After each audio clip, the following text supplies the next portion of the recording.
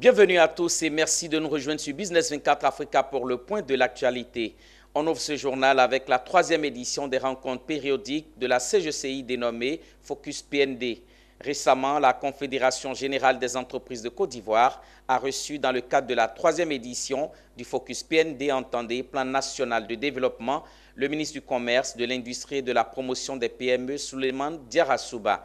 Il s'agit d'un événement qui a pour objectif de discuter des opportunités économiques avec les hommes d'affaires, mais aussi des moyens pour les exploiter en faveur du développement des PME du pays. Le compte rendu est signé Michel Brou et Valentin Kra.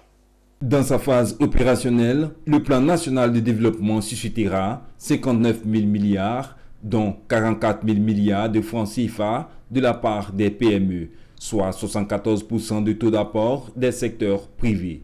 Une contribution conséquente qui implique de ce secteur d'entreprendre des démarches et des actions à une meilleure gestion de cette manne financière. C'est justement dans cette dynamique que s'inscrit la 3e édition du Focus Plan national de développement.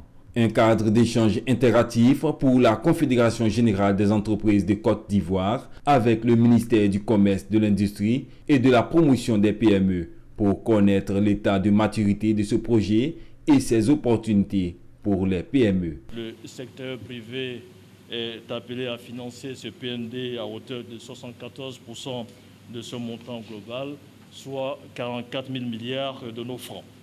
Cette lourde responsabilité, c'est une lourde responsabilité qui justifie que nous prenions toute notre place dans la mise en œuvre de ces vastes chantiers. C'est aussi la raison pour laquelle nous avons initié cet événement appelé Focus PND. Pour la première édition, nous avons reçu le ministre du Plan et du Développement qui joue un rôle transversal et stratégique dans la mise en œuvre du plan à travers ses activités de planification. Souleymane Diarra-Souba a invité les PME ivoiriennes à s'approprier les opportunités de ce projet et les moyens de les exploiter. Nous avons informé le secteur privé des facilités et des incitations que le Parlement ivoirien vient d'adopter pour que le secteur privé puisse désormais plus investir dans la production vivrière, parce que les denrées alimentaires sont devenues des produits stratégiques. En témoignent les crises que nous avons connues.